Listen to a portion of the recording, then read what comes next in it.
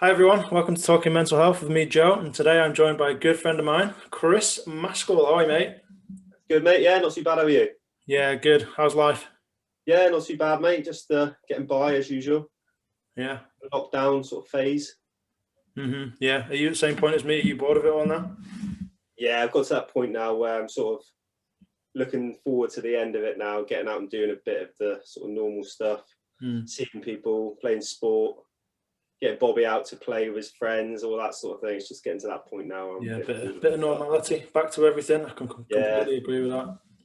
So how's the last sort of 11 months been for you as a family? Because obviously you mentioned Bobby there. He's only a little one, so how have you kept him entertained when he's not in school? it's been tough, mate, to be honest. Obviously, the first lockdown was a lot easier because it was sun was shining, it was summer, so managed to get outside, maybe on his trampoline. So we'd do things then in the garden, which is quite easier. Over the last sort of 3-4 months, been a bit tougher. What we found is he wants to just be on his Switch or his PlayStation or watching TV all the time, which is quite difficult. And because we're quite active, me and Gemma as well, we want to get him out and about, but he's been really sort of wanting to just stay on that. So it's just trying to make a point every day of getting up for a walk, even if we're just going around the block or something. Today we managed to get out with him again today. It's just sort of trying to keep him a bit more active. I think a lot of the kids at the moment, a lot of friends I'm speaking to are having the same problem where their sort of kids are on the Switches or the PlayStations or TV all the time, because it's sort of quite easy, and they're happy. But yeah, I'm trying to make a point of getting him out a bit. Mm. But he's been all right, to be fair. Homeschooling, he's been pretty good. He's so he does his homeschooling, he does his classes on the computer every day. Seems to be getting on all right with that. So yeah, it's been all right. Personally, for me, it's not really changed that much. So I've been able to get to work. I've been working full time anyway. The only thing that's different is obviously not seeing my family, mum and dad, sister, my nan, and just friends and family really. But other than that, nothing too drastic for me. Yeah. You mentioned work. How's that been? Because obviously, I don't know if you can say what you do, but I'm sure Yeah, you're yeah, allowed to. yeah, yeah. Obviously, yeah, I'm in the police now. I joined the police sort of 2.5 years ago. It's been different, sort of a lot of sort of mental health jobs are coming up. People sort of in crisis, quite a lot. Sort of domestic related incidents as well. Obviously, people are crammed in together, in a lot of domestic incidents. But yeah, mental health is quite a big one at the minute. And yeah, I think people are coming to the sort of the end of their tether with the lockdown now, and you can sort of see it with the sort of jobs that we're getting now. Yeah. Yeah, that's interesting. Yeah, I can imagine a lot of people are really struggling, especially people that are living on their own or people that are living, a lot of people in close quarters. I remember when I was down with you a couple of years ago, you said that there was a bridge that we went across when we were going to the football match, and you said like a lot of people kind of use that bridge as a way to end their life. You've not had any experiences of that, have you?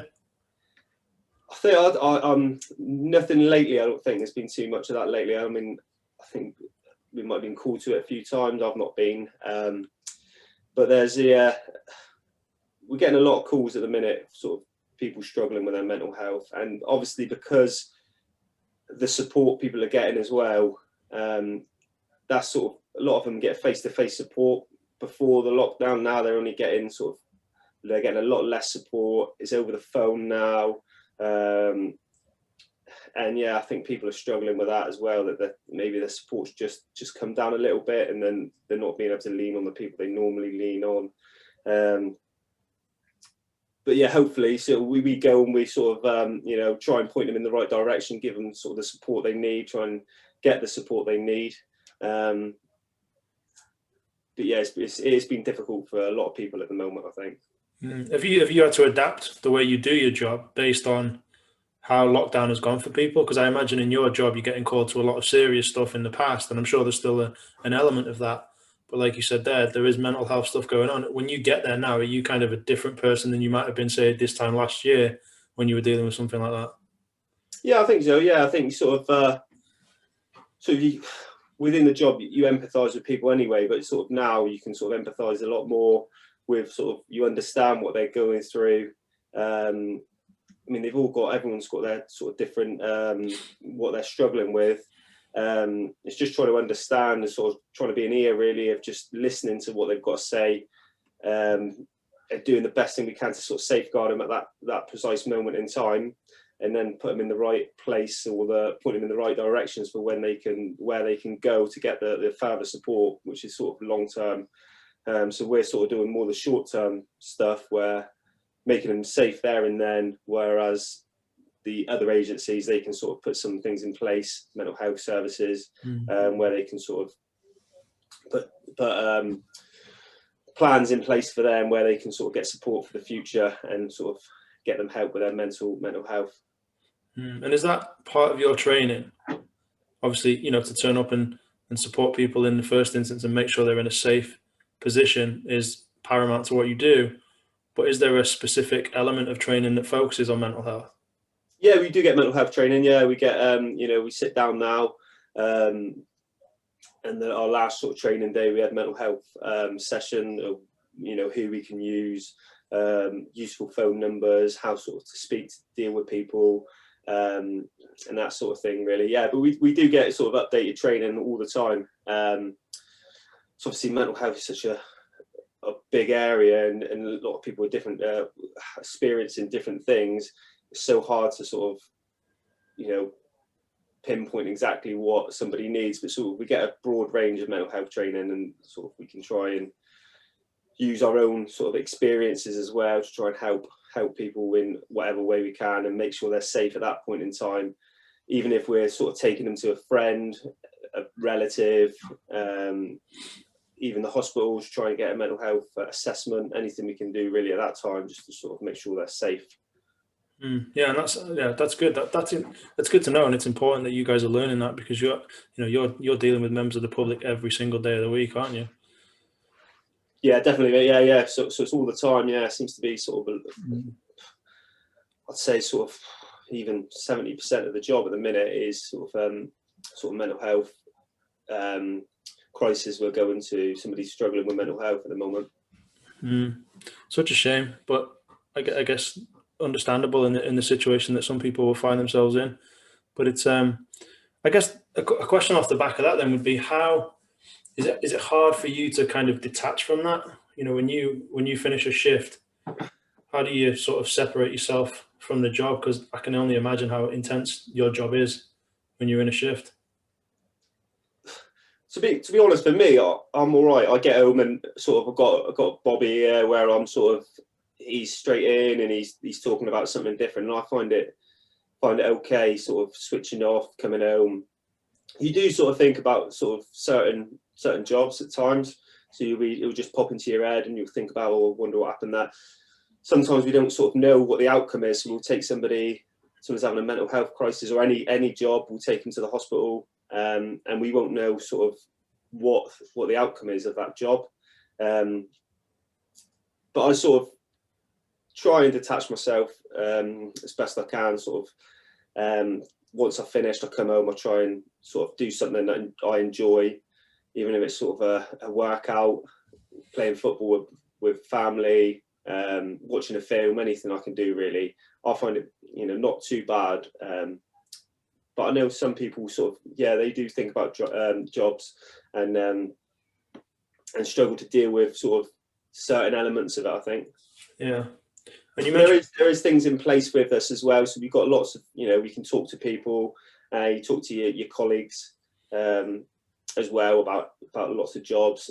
You know, the bosses are pretty good as well, where they'll speak to you about jobs and make sure you're all right. If there's anything you need further, they'll sort of put things in place for you as well. Yeah, I was going to ask you that actually, like what is in place for you guys at work, but you kind of beat me to it. But that's good. That must be reassuring for you and for everybody else that you work with, that if there is something that you're struggling with, you know that, okay, at the end of a shift, I can go and talk to this person or that person and get the support that I need. Yeah, definitely is, mate. Yeah. Obviously, with our job, we don't know what we're going to go to. We could go to sort of a domestic incident to a sort of a road traffic collision to a mental health crisis to a violent person. So you were constantly moving on to different sort of different jobs and different roles. You sort of 1 minute you're a sort of a social worker, sort of you're speaking to somebody about sort of their family life. Another one you're sort of arresting a violent person. But there's lots in place sort of for us, and I find it that I can speak to colleagues. Really, they're the best ones to speak to. They've sort of going through the same sort of things as you. They're probably having the same thoughts as you, so it's nice to sort of lean on them a bit as well, get some support from them. Yeah, very important. And you mentioned before about with your mental health training at work, they ask you to use your sort of personal experiences when you're dealing with certain things. Have you got things that you kind of go back to and think, okay, well, I can have sort of some resemblance to that because I've been through something similar?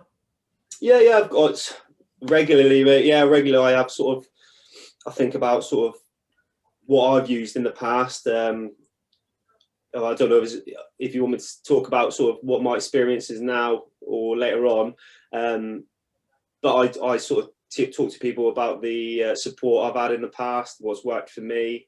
I had a sort of somebody recently who had a sort of a gambling problem. I've not had a gambling problem myself, although I've spent too much money on gambling before. So it was just sort of speak to them, sort of understand how they're feeling. Went to this guy, lost a lot of money. He felt sort of really down, that there was sort of no way where he could go. So we sat down, I spoke to him about, what can we do at this precise moment sort of to, stop the problem? How can we, what can we put in place in the future? So we decided at that time we're going to self-exclude from all his betting sites. So he went through, he wanted to do that. I let him do that himself. He self-excluded from all the betting sites. He went on to a Gamble Aware, so he couldn't go onto any other sites and open any new accounts. We spoke to parents, which he wanted to do, he was happy to do, spoke to parents so he could sort of get some support, and sort of I gave him lots of numbers and sort of websites where he could sort of go into as well, just so he could have a little look about further support that he could put in place. So from that, I sort of do my own thing. We do our own sort of paperwork where we sort of put things in place where we can share information. So I did all my referrals for him as well. So that's just one experience that sort of I use myself, where sort of I know how bad it feels, and you want to gamble, or you're spending too much money, and you lose the money, and then you just want to go bet again to try and chase that money back. So yeah, that was just something sort of from last couple of months ago that sort of I've done. And then sort of just personal experiences, sort of where I've got support in the past. There's lots of places in Plymouth where you can get sort of self-refer to places. So it's just about speaking to them, making sure they're aware, because a lot of people don't know sort of they exist. So it's just pointing them in the right direction, really, and making sure that they understand that those places are available to them, and they're really good support. Oh, and you touched upon, like you said, you didn't have a sort of a gambling addiction, but you did spend a lot of money. What was that like, going through something like that? Were you even aware that you were going through it until it reached a certain point, or was it just a case of someone had to open your eyes for you? Not really. I mean, it was just coming to the point where I was betting every day, I'd say, yeah. And when I'd wake up, I'd be like, what am I going to bet on? What am I going to put on today? I mean, it wasn't hundreds of pounds or anything like that. It was sort of £10 a day, but £10 a day over a 7-day week, £70 a week over a month. It can cause a lot of money. There's a lot of money to lose. And then you start chasing if you lose. So yeah, it was just myself, really. I thought it's getting to the point now where I've got no money at the end of the month. I'm struggling. I need to sort of put a stop to this. So I've just put sort of self-excluded from lots of sites for myself, so I don't have the urge now. I can't do it now. I can't go into that site and gamble, and I can't. I've put on limits as well, so I'll have £15 a week, which I've limited myself to. On a Saturday, I might have put a little bit of money on, sort of £15, but that's it then. Once that's gone, I don't put any more on, and it's been good. I don't think about it now. It's sort of, I feel sort of it's lifted, weight's lifted off my shoulders a little bit now. And I understand it's probably quite a big thing for, especially at this time as well, sort of in lockdown, when people have got not a lot to do. It's sort of, you can go on to sort of gambling sites. It's always popping up on your phone. Come and play this, you get free spins, you get sort of this. But sort of, you're never going to sort of win with it. And I've just found by doing other things, if I have a sort of urge to gamble, try and do something else, and just do something I enjoy, take my mind off it, and we'll do something else. Yeah, so I've not found it too much of a problem now, but it could have got to a problem, I think, in the past. I mean, yeah, well done for recognising that, it was becoming a problem, and you kind of noticed that yourself, because that's not an easy thing to do, I think. And I think, respect to you for kind of putting a break on almost and saying, okay, you said you realised that you were short of money at the end of the month, and I guess once you recognise that and it has a knock-on effect, not just on yourself, but I guess on the family as well, then that's when you realise that, okay, this isn't just affecting me, and I'm not just losing money here, I'm affecting those around me too. Yeah, definitely, mate. So I always find it's a horrible feeling, sort of if you waste money, if you put a bet on and you lose and you waste money, that feeling is, you feel like you've let everyone down. You feel dejected. You feel gutted that sort of you've done it. And I think there's probably a lot of men out there and women as well who are probably gambling quite a lot, and it's a horrible place to be. And I'd urge anybody who wanted to sort of get help, try and look on sort of Gamble Aware, put set limits for yourself, and even self-exclude, because I know it could have got to a problem, but I'm glad sort of it hasn't now, and sort of can move on. Yeah, where did it kind of start for you? Because in my mind, because I know you, and I know you watch a lot of football and you play a lot of football, and you think about the amount of teams that their shirt sponsor is a gambling company or a betting company, or you're watching matches on the TV and there's all the advertising boards around. Did that kind of not entice you in, but was that kind of, I don't know what the right word is? Yeah, but I don't know really, mate. It was it's a difficult one to answer. I remember starting probably when I started playing football, in an adult football, I think there's a sort of a bit of a culture as a sort of that the group of lads get together and they'll meet at the betting shop, and then you go and put a bet on, and then you go do football and go and play football, and then you go out in the night. I think it just started then, sort of. And I think the worst thing that can happen is you win. So once you start winning, that's when you start thinking, oh, this is easy. I'll win every time. And I think that's what sort of draws people into it. You sort of win once, and then there's always that enticement. Oh, you look at the games that are being on, and you think, oh, I quite fancy that. I think they're going to win. I think that'll win. I think, and I think that's where it started. I mean, with me, sort of my own mental health, I seem to struggle more when I'm bored. I've got no time. I've got lots of time on my hands, and that's when I'll start thinking, and that's when I'll start betting, and that's when I'll start doing things, thinking about things too much. When I'm busy, and I'm happy, nothing. I don't even think about it then. But it's just when I'm sort of bored. What shall I do? And it's just that buzz. You get, even putting that bet on's a buzz. am I going to win? But that's sort of, I think that's when it started, when I started playing football with everyone, and it's just sort of crept in. I think with the apps as well, it's easy, so easy to put a bet on now. You don't even think it's real money. You'll put a bet on, you haven't got the money in your hand, it goes out of your bank account, you don't see it going out. It's so easy sort of to do. Once you've lost, put another bet on and try and sort of chase it.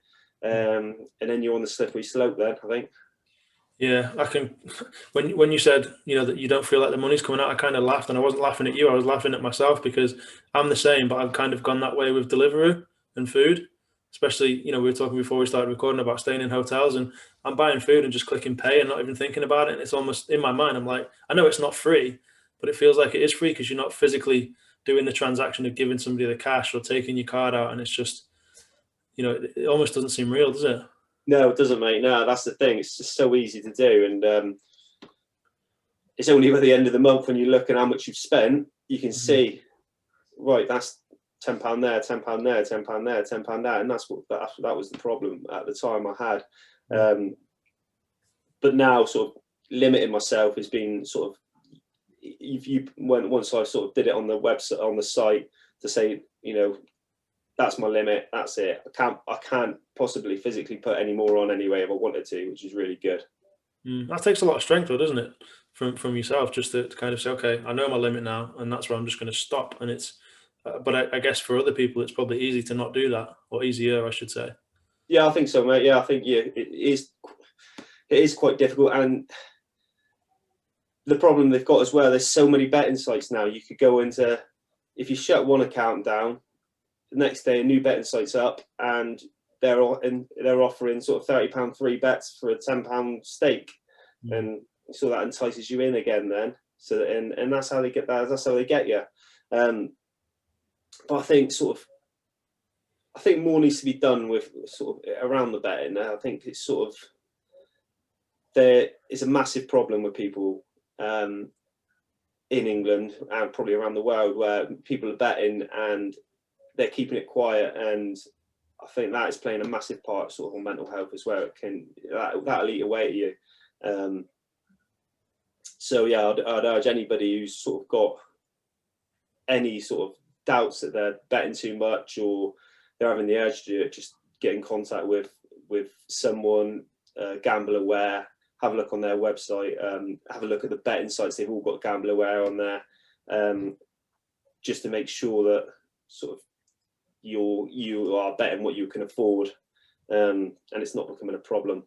And did you mention earlier that did you say you self-referred, or you just know of self-referral places? But yeah, sort of, I self-referred sort of a long time ago now. So basically, I'll tell you the sort of how it sort of came about for me. I was at uni.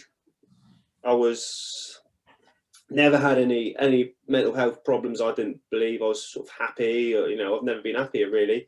I'd been on that summer. I remember it's my second year of uni. I was coming into my second year of uni.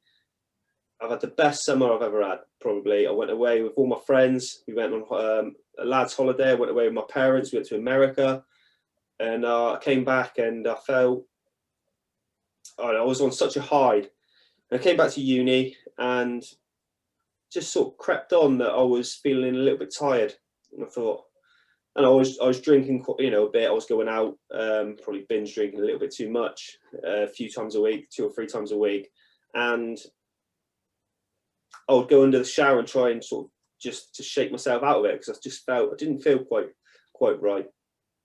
And then one day I was walking into town. I'd been out the night before, and I thought, I'll have a little walk into town. We'll go and have a look around. And all of a sudden, just this panic came over me, and I remember it quite vividly. Actually, I was walking along, and this dread came over me that I was going to die. I started not to be able to breathe. Things sort of just sort of flashing really, and I thought, I'm dying here. I thought I'm having a heart attack. Something's not right. And I remember grabbing sort of a guy and saying, just stay with me. I think I'm dying. And the ambulance was called and I got checked out and everything was fine. And I thought, that's weird. And no one really said what it was. Nobody said it. They said, oh, you're probably just drinking too much and you're just, you know, burning the candle at both ends, they were like saying. So sort of from that moment, I started thinking about what was it? And there was doubts in my mind. Am I ill? What was wrong with me? I've never had anything like that before. And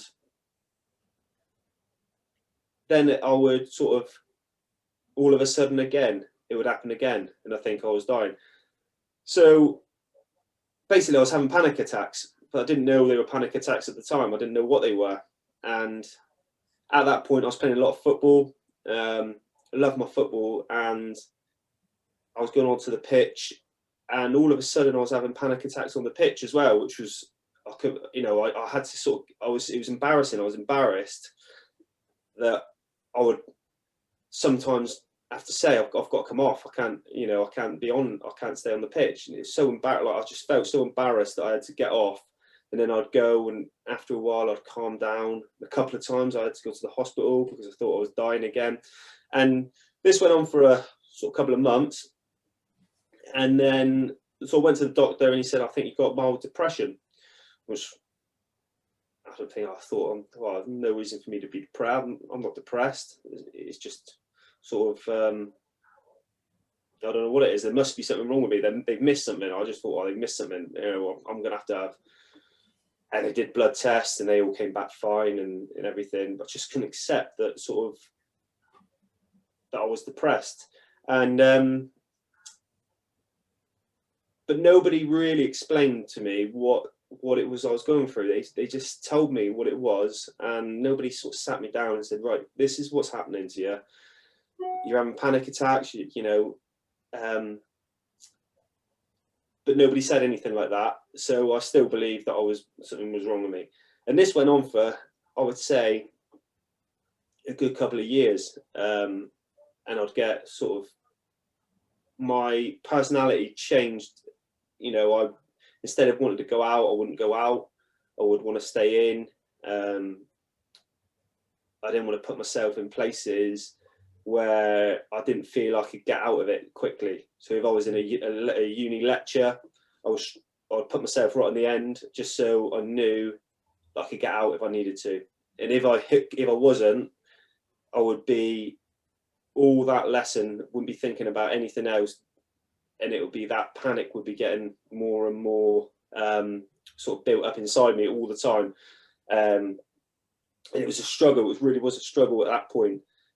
I think from that point as well, my granddad passed away as well, and I'd never had anybody in my life who had passed away, other than my other granddad who lived a bit further away. But this granddad was the one who was sort of really close, lived across the road. And we saw him so much, so it's just sort of that, I don't know if that played a part as well. And it was just sort of from that, it was just, I did a lot of reading, I did a lot of research, what I was feeling. And I think the problem that I had at that point is my life was consumed by trying to get myself better. I couldn't think about anything else. So I'd wake up in the morning. As soon as I, wake up, I would think about, how am I feeling? Have I got a headache? Am I feeling dizzy? And that was the first thing. Instead of thinking, what am I going to do for the day? That was what I would do. And then straight away, it's, how am I going to get myself better? What am I going to do to make myself feel, that shake myself out of the way I'm feeling at the minute, which obviously sort of is not the way to go. And at that time, I think, as well it is now, it's quite a stigma of sort of talking about your feelings and, admitting that you have sort of struggling with your mental health, especially sort of around the football side of it, and you're trying to be as macho as you can. You're that age where I was probably about 22, 23. You don't want to say anything, you don't want to be shown you're weak.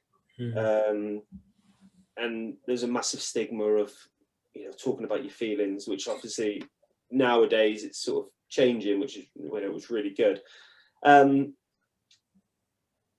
I got put on antidepressants, which helped, I think. And it's just, I would say the cycle, I would get better and then I'd, you know, fall back into it, and then I'll get better and then fall back into it after sort of 6 months. And it sort of went on for, I would say, for probably about 10 years, where I struggled throughout my 20s in different areas and different, you know, times. I'll be in some dark places. I'll be absolutely, you know, happy as I could be. But it was just that's sort of the story that sort of that's sort of my mental health experiences. So over the last 5-6 years now, sort of when I was 30, I felt so much better. I've done a lot of research into sort of how, you know, why I was feeling. And I think if somebody sat down to me and with me and said, right, this is how you feel, this is why you're feeling as you're feeling, I probably could have accepted that. But at the time, I couldn't accept that I wasn't seriously ill. And that's, you know, that's what I thought. I thought I'd, you know, I diagnosed myself with sort of every disease under the sun. But nowadays, you know, I think everybody has a little wobble now and again, if they have had sort of mental health before. But now I just sort of accept how I'm feeling. You know, you're not going to have, not every day is going to be, you're going to be on top form. You're not going to feel brilliant every day. Sometimes you sort of feel that panic again come up, and my sort of experiences now and how I've sort of coped with it now is to accept that's how I'm feeling. You know, the fear's there, but don't feed on that fear. So I used to worry as soon as that fear came. I would worry, you know, what am I going to have a panic attack? Because they're horrible. Panic attacks are horrible sort of things to have. And just accept they're there. Don't feed on that fear. Don't think about it. Just accept it. Right? Yeah, I feel a bit panicky. What's the worst that's going to happen? It's not. Nothing's going to happen to me. And soon I've found sort of it passes now. But yeah, I still get sort of now and again. I'll get that anxiety feeling that I've had before. But yeah, sort of that's how I'm sort of dealing with it at the moment, mate. Good for you. Well, I appreciate you sharing that, mate, because that wasn't easy to get through, I'm sure. But I appreciate you sort of sharing that, and that kind of strikes me because obviously we met when you were what, 24, 25? Yeah, 24, 25. Yeah. I was thinking about this yesterday before we started this recording. Like, you were actually the first roommate I ever had. I'd never shared a room with anyone before I met you in the States, and you know, I never. Bobby. Love that kid. Yeah, I never would have guessed or had known that you were struggling at any point in the States, or you know, in the time that I've known you. I don't know. Did you hide it well at that time, or was it just something? Yeah, I think I hid it well, mate. And so sort of, I would always put sort of a front on to people. I would never try and sort of show, you know, how I was feeling. I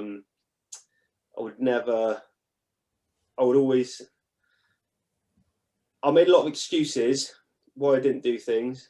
And I wish I had just told people, sort of, there was a lot of times where, especially playing football, I would get so worked up in a day. So if I had an evening game, I would put so worked up, and it was little things that just sort of played on my mind all the time. What if I have a panic attack on the pitch?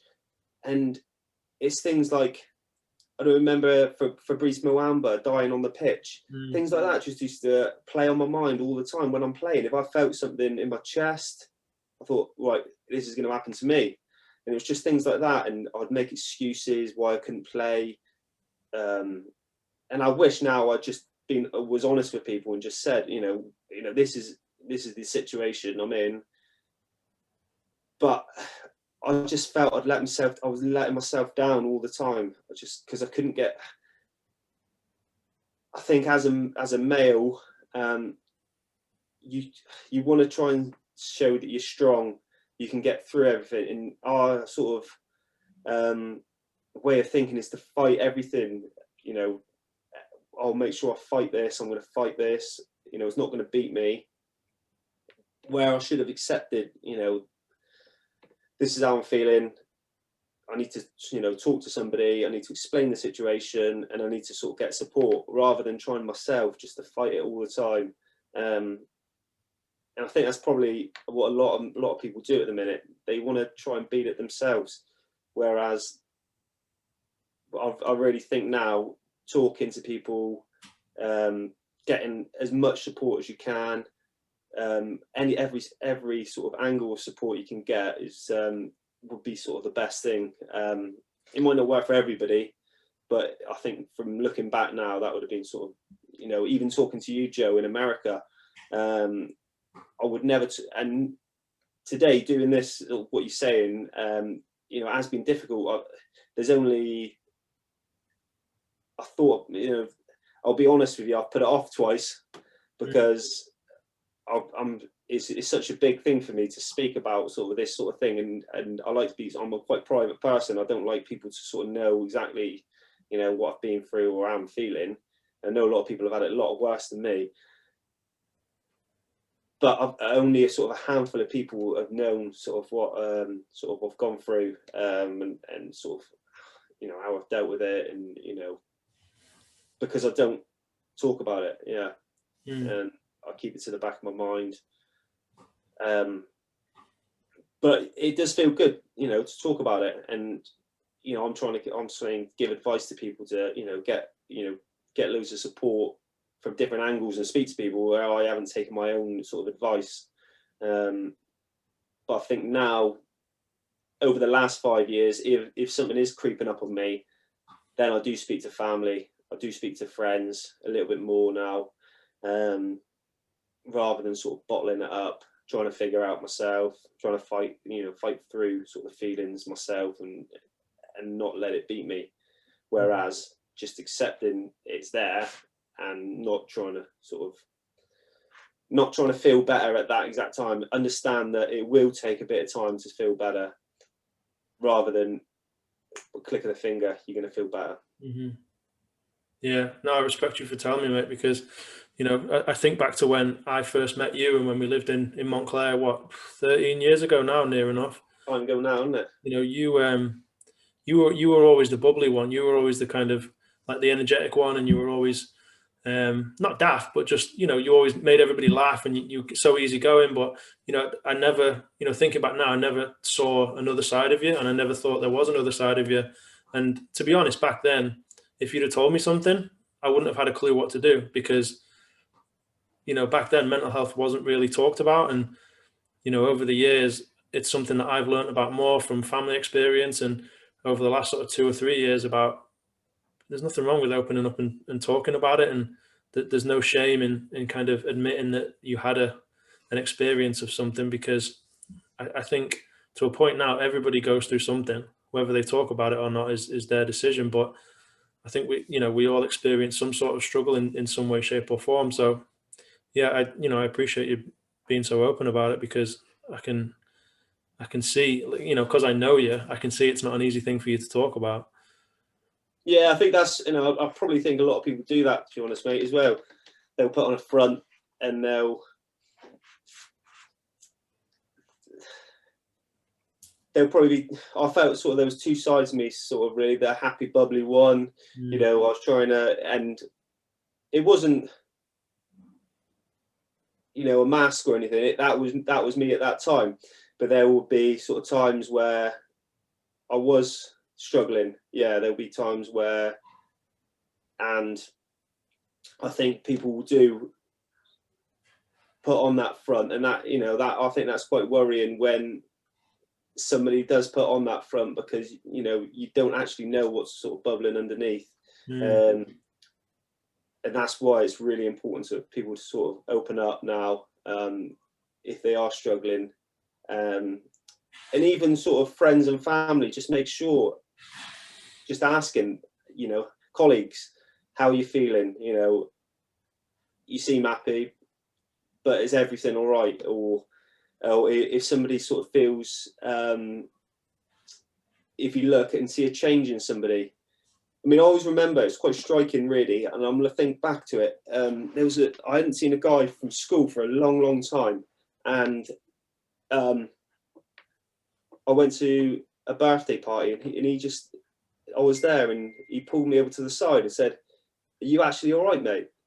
And he hadn't seen me for years, and he said, "You don't seem yourself. You don't seem quite right." And that was a time when I was struggling, and it was just, looking back now, I'm thinking about it. That was such a good thing to do, and just to see he hadn't seen me for years. It wouldn't have mattered if he had walked the other way, and not said anything, but he did. He pulled me over and said, "You actually all right? How are you feeling?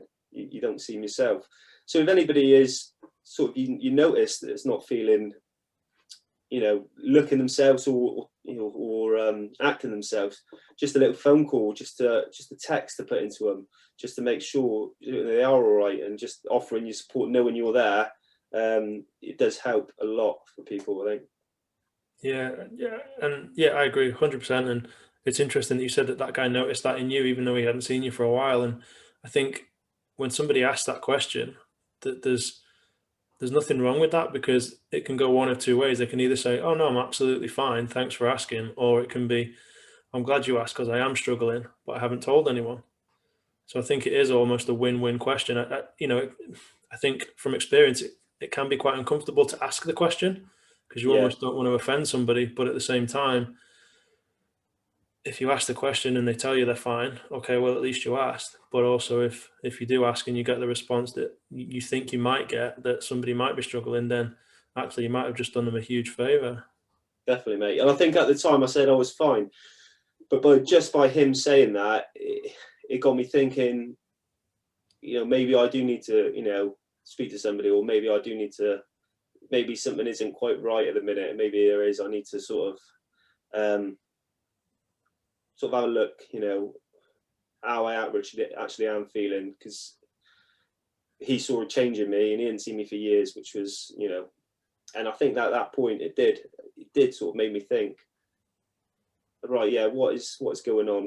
Where am I going in my life? What do I actually want to do? Which was, it at the time was really good for me, I think. That's good. And does your experience now of what you went through kind of affect how you deal with Bobby? Do you encourage him to talk when he's not feeling happy or something's bothering him, say at school, for example?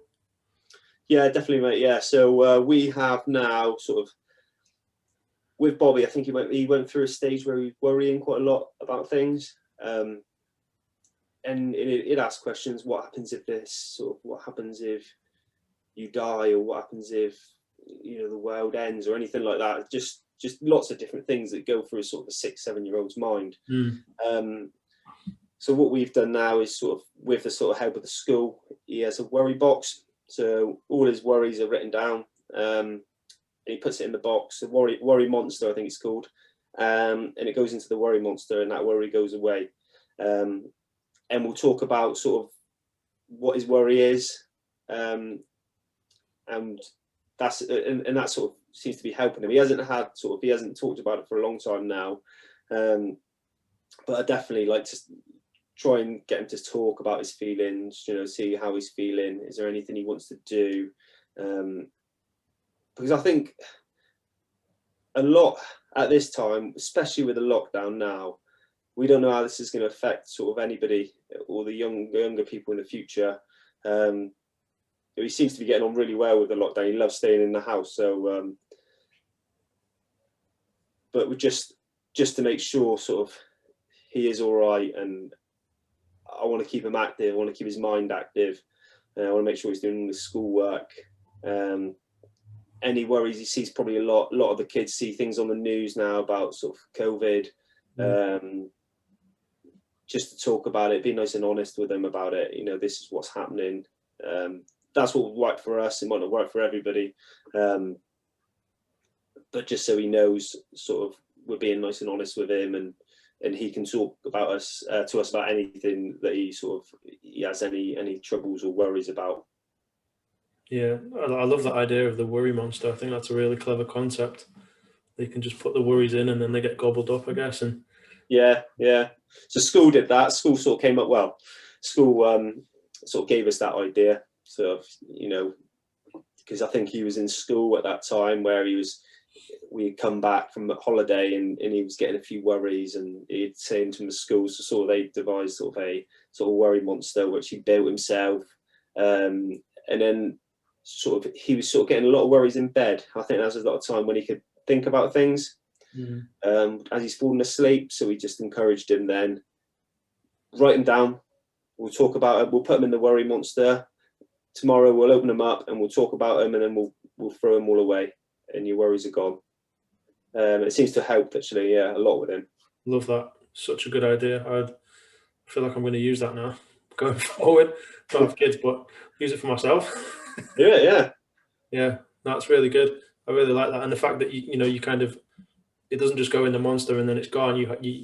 You openly have a conversation with them about it as well. I think that's really important, having those conversations, especially with, like you were saying before, about as men or as males, we kind of feel like we have to deal with stuff alone and we have to show how strong we are and put on this front.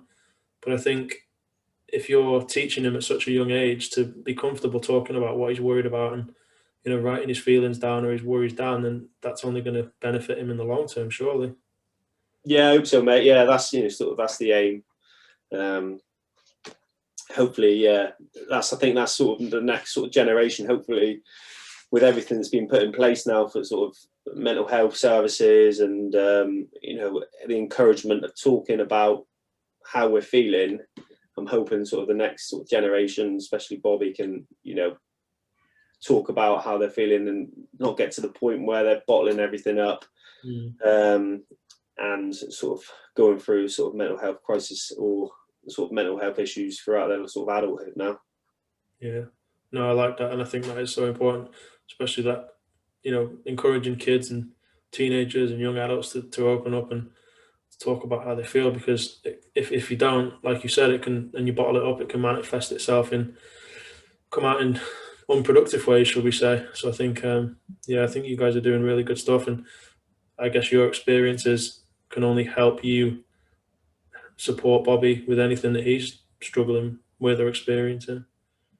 Yeah, I think so, mate. I think sort of with the job as well, I see sort of quite a lot of what people are going through now. So I'm trying to learn sort of what's best to do, and understand sort of how people are feeling, which is constantly changing. And like you say, with mental health, it manifests himself in sort of different ways. People can be violent. People can